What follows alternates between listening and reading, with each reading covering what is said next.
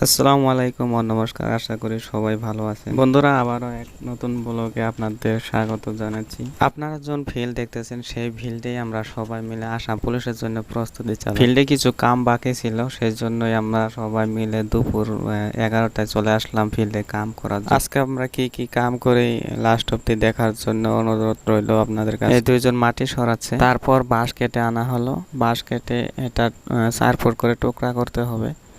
4 foot করে টুকরা করার কারণ হলো বন্ধুরা, সেটা হাই জাম্প ইমপ্রুভ করার জন্য, মাটিতে গাড়ার জন্য সে বাঁশ সবগুলো টুকরা টুকরা করে চোক্কা করছে। বাঁশগুলো আমি দেখিয়ে দিচ্ছি কোনটা ভালো হবে। আমরা দুইজনে মাটি আনা শুরু করে দিলাম।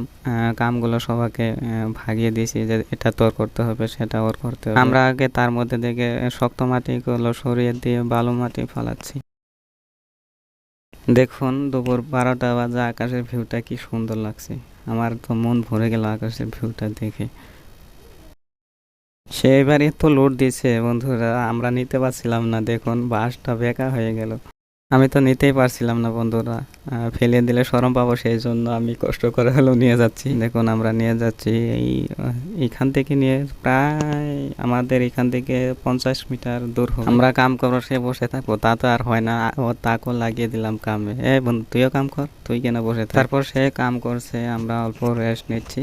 সে আর আমরা অল্প রেস্ট নিচ্ছি। কাম করতে করতে একদম অলস ধরে গেছে।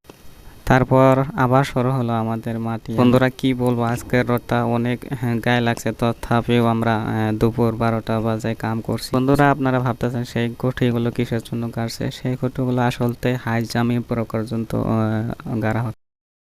খুঁটিগুলো গাড়ার পর তারপর ভাবলাম কেননা চেক করে দেখি। সেটা আমি চেক করছিলাম যে উঁচা হলো না নিচ হইলো, সেটা আমি চেক করে যাচ্ছিলাম। না দেখি হয়েছে, আর অল্প উৎসাহ করলে ভালো হতো। সে আমার বন্ধু ঝাঁপিয়ে যাচ্ছে না, সে বললো যে না ঠিকই আছে। দুইজনেই আমরা পারলাম। দেখুন, সে খুশি হয়ে গেছে। তারপর সে লং জাম্পের দাড়িটা ঠিক করছে, সেটা টিউব দিয়ে গাজাল গাড়া হচ্ছে। সেই গাজাল গাড়ছে, তার জন্য সাইকেলের টিউব লাগিয়ে দিলাম। তারপর আমাদের মাটি কাটা শেষ হলো। শেষ হওয়ার পর আমরা সবাই সেখান থেকে চলে যাচ্ছি আরেক বস্তা মাটি নিয়ে।